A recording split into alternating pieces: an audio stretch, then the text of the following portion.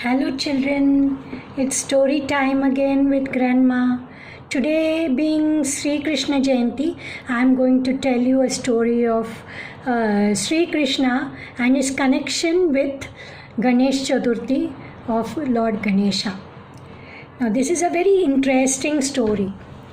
On Ganesh Chaturthi day, Lord Ganesha was born, so it is his birthday. So on this day, Mata Parvati was making a lot of sweets for him. She made lots of modaks, she made lots of laddus, all these sweets which he likes very much. So Lord Ganesha was eating all the sweets and his stomach became so round and fat that he could not prostrate before his parents even. As he tried to prostrate, he started rolling over. Seeing this, the moon from the sky started laughing. Ha ha ha! Look at Ganesha, because of his round stomach and lots of eating. See how round he has become, and he has started rolling over. He could not even prostrate. But Mata Parvati was very angry. She didn't like anybody ridiculing her son. Nor did Lord Ganesh like it. So Ganesha, what he did, he's a very sweet little child. But when he gets angry, he gets very angry. So he got very angry with the moon and he cursed him.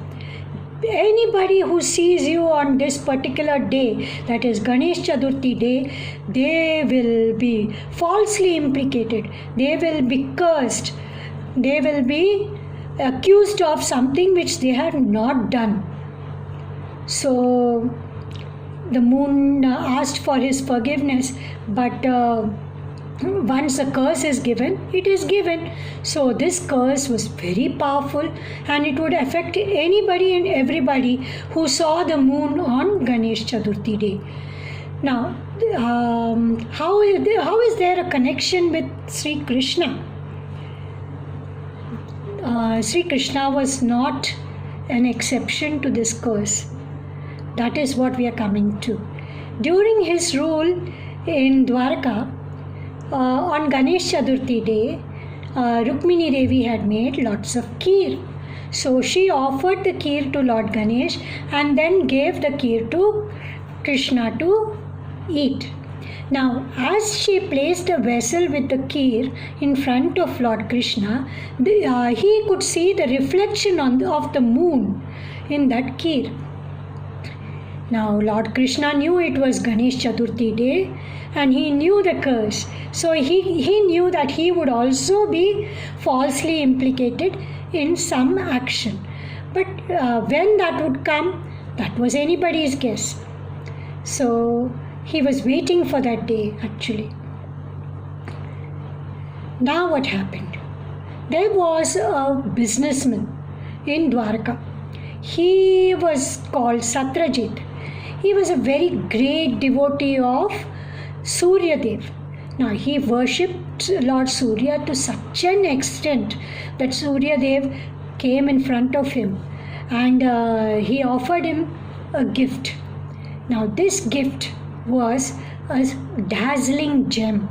This gem was called Samantaka gem.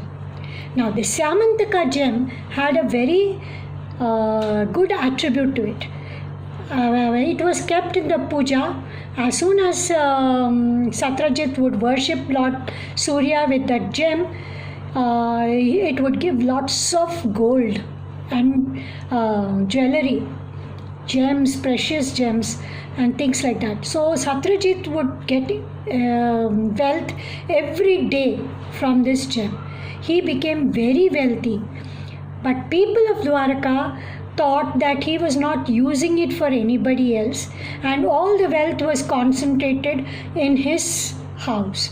So they went and complained to Lord Krishna. They said, we should use this wealth for the welfare of the people. So you go and take it from him and use it for the welfare of the people. Krishna agreed. He went to Satrajit and requested him to give the gem. But Satrajit flatly refused. He said, I have worshipped Lord Surya. So Lord Surya has given me the gem as a gift. I will not give it to you or anybody for that matter. So Sri Krishna said, okay, and he went back. The next day, Satyajit's brother, Prasena, he came to Satyajit and said, brother, please give me the gem, that Syamantika gem. I will wear it as a pendant on my chain and go for hunting. So Satyajit said, why do you need the gem for hunting? So Prasena said, no, Bhaiya, this is a very divine gem, so it will protect me from the animals. So let me wear it. So Satyajit said, okay. He's after all my little brother, let him take. So he gave him the gem. This Prasena wore the gem and went into the forest for hunting. Now when he went into the forest for hunting, a lion came across his way. This lion was dazzled by the gem's shine. He got angry and he attacked Prasena and killed him. He took the gem and walked away. Now, as he was walking away, he came across a huge bear. Now, this huge bear was none other than Jambavan of Ramayana times. It was a very old bear. Now, this bear killed the lion and took the gem and gave it to his little daughter to play with. Now, Jambavan's daughter was called Jambavati. She was playing with the gem inside the cave. Here in Dwarka, Satyajit came to know about his brother Prasena's death. He was very aggrieved. He was full of grief. He was saddened. But at the same time, he was angry. He thought that Krishna had killed his brother for the sake of that gem. So he started accusing left and right. Krishna is a Gwala and he is the one who has taken away the gem from my brother, killing him.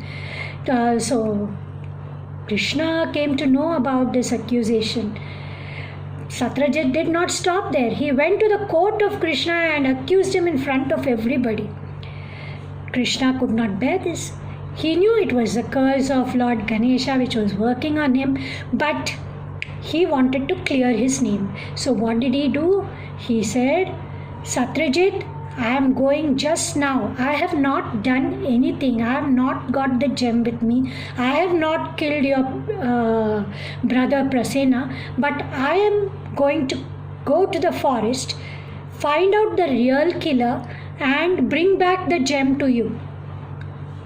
And I will clear my name. Till I clear my name, I will not come back to Dwarka. So Krishna took his carriage. He took some men with him and he went into the forest in search of the gem. As he went ahead, they came across the dead body of Prasena. As they looked at the dead body, examined it, they found some steps, footprints of a lion. So they followed the footprints of the lion into the forest. At a further point, they came across the dead body of the lion. There they found some footprints of a huge bear. Now they followed the footprints of the bear. They came to Jambavan's cave. When they went into the cave, to their surprise, they found a little girl playing with the Syamantika gem. Now this little girl was Jambavati. Little girl means she was about 12 or 15 years old.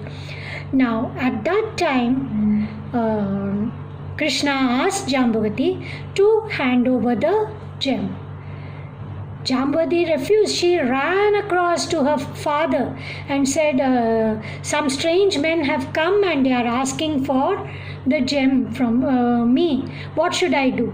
So Jambavan came across Krishna. He came to Krishna and said, I have fought with that lion and have got it. I won that gem and I brought it here. Who are you to take it from me? I will not give it to you. Whoever wants the gem has to fight with me and then only take the gem. So Krishna said, okay, come on, let's fight. They fought. The battle lasted for some days. Then in the end, Jambavan came to know that Krishna was no ordinary man, he was divine. Then he suddenly, with the blessings of the Lord, he suddenly saw Lord Rama's face and Krishna's face. He knew that Krishna was none other than Lord Rama himself, who was his own Lord, whom he was praying to. So he fell at the feet of Krishna and asked for his forgiveness, and he handed over the gem to Krishna.